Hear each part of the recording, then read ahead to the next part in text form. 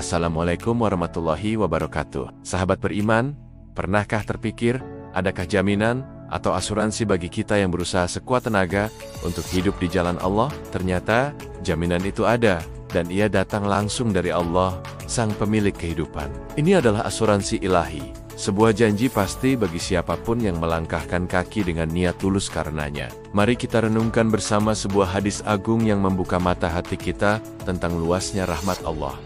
Hadis ini diriwayatkan dari Abdullah bin Atik radhiyallahu anhu. Beliau berkata, aku mendengar Rasulullah SAW bersabda, mari kita dengarkan dengan saksama.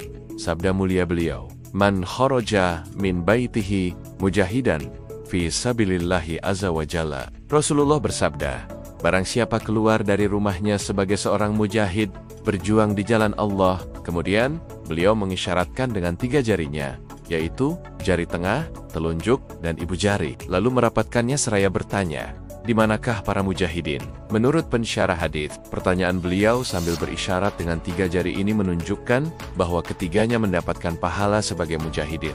Bersyukur kita pada Maharaja Semesta yang begitu luas rahmatnya, pada yang berteguh hati, berjuang di jalannya. Mujahidin fi sabilillah memang banyak mengalami goncangan dan ketakutan. Tapi di sisi lain, Allah begitu sayang pada mereka yang berjihad ini. Jihad adalah jalan hidayah, sebagaimana disebutkan dalam surat Al-Ankabut ayat 69. Juga jalan peningkatan kualitas umat Islam secara keseluruhan. Kesimpulannya, jihad adalah jalan kemuliaan.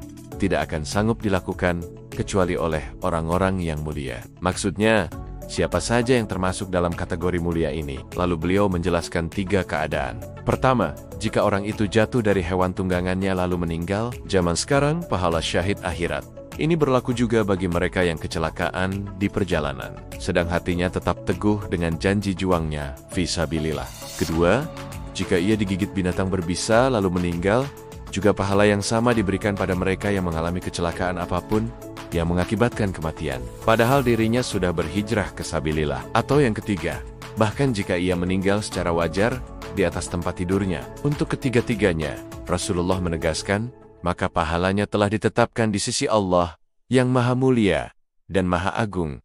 Abdullah bin Atik, sang perawi hadis, sampai bersumpah, demi Allah, sungguh ini adalah ucapan yang belum pernah aku dengar dari orang Arab manapun sebelum Rasulullah mengucapkannya, khususnya kalimat mati secara wajar di tempat tidur. Sungguh ini merupakan kurnia Allah yang sangat besar, asuransi ilahi yang luar biasa.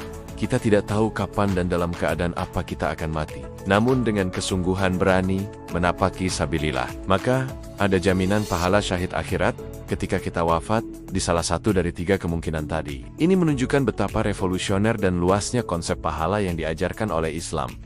Lalu hadis ditutup dengan kalimat, dan barang siapa terbunuh, kaushan, artinya dipukul hingga mati di tempat, maka ia benar-benar telah berhak atas tempat kembali, yakni surga. Luar biasa bukan? Yang memperoleh syahid dunia akhirat adalah yang dipukul musuh sampai mati di tempat. Walaupun demikian, bagi yang masuk 3 kategori sebelumnya, tetap mendapat pahala jihad dan memperoleh kemuliaan syahid di akhirat. Hadis ini bukan sekadar pengulangan konsep pahala yang sudah dikenal para sahabat sejak lama, melainkan satu konstitusi Nabi yang luar biasa. Melalui hadis ini, secara resmi memperluas kualifikasi pahala syahid dan jaminan pahala bagi yang teguh di atas sabilillah. Ini seolah membuka polis asuransi dari langit. Mari kita bedah lebih dalam makna-makna indah di dalamnya. Pertama, isyarat 3 jari Rasulullah. Beliau menggabungkan jari tengah, telunjuk, dan ibu jari untuk menunjukkan bahwa ada 3 kondisi yang semuanya mendapatkan jaminan pahala yang sama. Baik itu meninggal karena kecelakaan dalam perjalanan,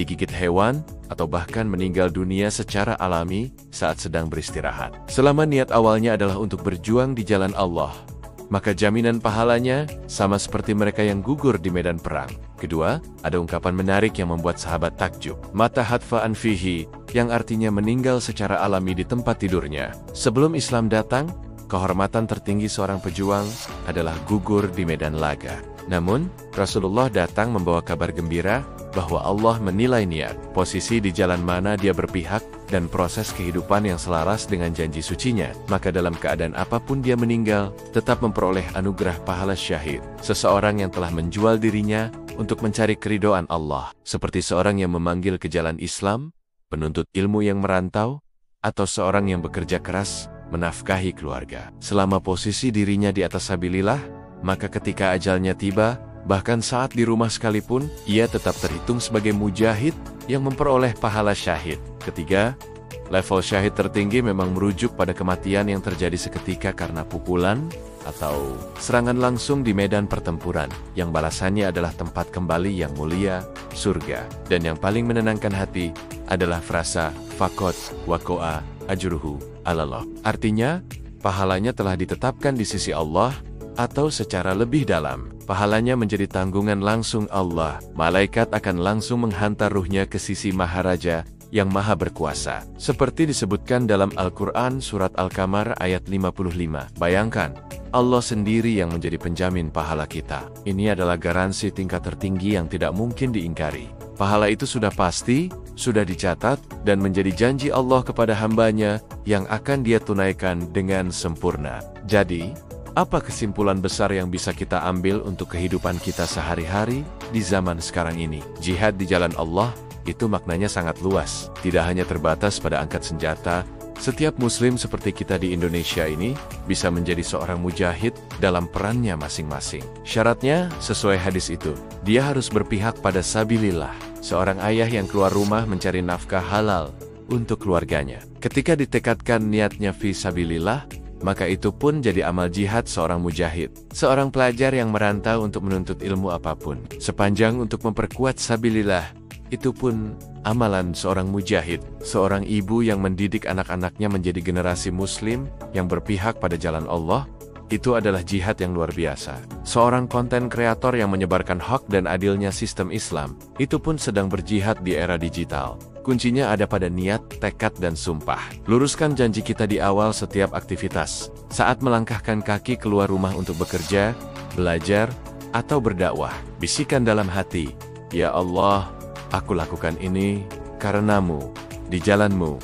Dengan niat yang tulus itu, kita telah mengaktifkan polis asuransi ilahi kita. Sejak saat itu, apapun yang terjadi pada kita, entah itu kecelakaan di jalan, sakit, atau bahkan meninggal dengan tenang di usia senja, insya Allah semuanya tercatat sebagai amal jihad di jalan Allah, dan kita menjadi mujahid fisabilillah. Pahala syahid, pahala jihad, telah menjadi tanggungannya. Kita tidak perlu lagi khawatir berlebihan tentang bagaimana akhir hidup kita. Karena yang terpenting adalah bagaimana kita menjalani hidup kita di atas sabilillah ini di setiap harinya. Semoga hadis ini menjadi penyemangat bagi kita untuk selalu meluruskan niat dan mendedikasikan setiap langkah kita, setiap tarikan napas kita, sebagai bentuk perjuangan di jalan Allah. Karena jaminannya adalah pasti dan janjinya adalah yang paling benar.